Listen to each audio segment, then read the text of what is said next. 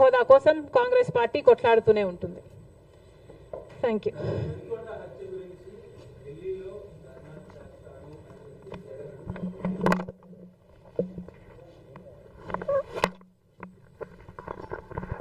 ఏది విత్తుతారో అదే కోస్తారు అని అంటారు. మరి జగన్మోహన్ రెడ్డి గారు హత్య రాజకీయాలు చేశారు, గొడ్డలి రాజకీయాలు చేశారు, హత్య చేయించిన వాళ్ళతో భుజాలు రాసుకొని తిరిగారు, సొంత చెల్లెళ్ళకే వెన్నుపోటు పొడిచారు, 5 కోట్ల మంది ఆంధ్ర రాష్ట్ర ప్రజలకు బీజేపీ పార్టీకి ప్రత్యేక హోదాను తాకట్టు పెట్టారు. ఈరోజు జగన్మోహన్ రెడ్డి గారు ఢిల్లీలో ధర్నా చేస్తారా? ప్రత్యేక హోదా కోసం ఎందుకు చేయలేదండి ధర్నాలు? 5 సంవత్సరాల మీద అధికారంలో ఉన్నారు కదా, మరి ఢిల్లీలో మీరు ప్రత్యేక హోదా కోసం ఎన్నిసార్లు ధర్నాలు చేశారు? ప్రత్యేక హోదా అసలు ఊసే లేకుండా చేశారు కదా.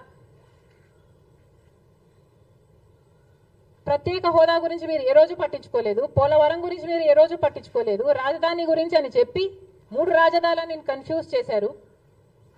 ఆఖరికి కడప స్టీల్ ఫ్యాక్టరీని కూడా మీరు పట్టించుకోలేదు. విశాఖ స్టీలు మన రాష్ట్రానికే తలమానికం అయినా అమ్మేస్తామన్నా కూడా పట్టించుకోలేదు. ఈరోజు మాత్రం ఢిల్లీకి వెళ్ళి ధర్నా చేస్తారట. మీ కార్యకర్తను చంపేస్తే ఢిల్లీకి వెళ్ళి మీరు ధర్నా చేస్తున్నారే, మరి మీ సొంత చిన్నాన్నను చంపేసినప్పుడు మీరు ఢిల్లీలో ఎందుకు ధర్నా చేయలేదు న్యాయం కోసం? జగన్మోహన్ రెడ్డి గారు సమాధానం చెప్పాలి. ఒకవైపు ఇక్కడ అసెంబ్లీ జరుగుతుంది. అసెంబ్లీ జరుగుతున్న సమయంలో మీరు అసెంబ్లీలో ఉండకుండా ఉండే ధైర్యం మీకు లేక ఇలా సాకులు వెతుక్కొని మీరు ఢిల్లీ వెళ్తామంటున్నారే. అంటే అసెంబ్లీలో ఏ బిల్లు ప్రవేశపెట్టినా అది ప్రజలకు వ్యతిరేకమైన అది పాస్ అయిపోవాలనా? మీరు ఉన్నదే 11 మంది. కనీసం ఆ బిల్స్ మీద డిస్కషన్ మీకు అవసరం లేదా? మీరు కొట్లాడాల్సిన అవసరం లేదా? ఏం ఆలోచన చేస్తున్నారు జగన్మోహన్ రెడ్డి గారు? అసలు ఈ వెనుకొండలో జరిగిన హత్య కూడా పొలిటికల్ మర్డర్ ఇది కానే కాదు, ఇది వ్యక్తిగత మర్డర్ అని కూడా అంటున్నారు కదా. మేము ఏదో సాక్షి మీడియానో లేకపోతే టీడీపీ మీడియానో పట్టుకొని మాట్లాడడం లేదు. మా ఎంక్వైరీలు మేము చేసుకొని న్యూట్రల్ మీడియాతో లోకల్గా మేము మాట్లాడిన తర్వాత మేము వచ్చిన కన్క్లూషన్ ఏమిటి అంటే ఇది వ్యక్తిగత మర్డర్.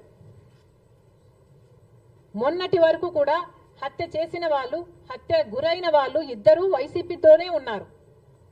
మరి అలాంటప్పుడు ఇది పొలిటికల్ మర్డర్ ఎలా అవుతుంది? ఈ పొలిటికల్ మర్డర్ అని మీరు చెప్పి మీరు ఢిల్లీకి వెళ్ళి ధర్నా చేస్తున్నారా? దేనికి? మీ ఉనికి కాపాడుకోవడం కోసం, మీ పార్టీ కోసం అని చెప్తున్నారు. ప్రజలు ఏం ఆలోచిస్తారు? ఈరోజు వరదలు వస్తున్నాయి మన రాష్ట్రంలో, వారిని వెళ్ళి పరామర్శించాలని మీకు అనిపించలేదు.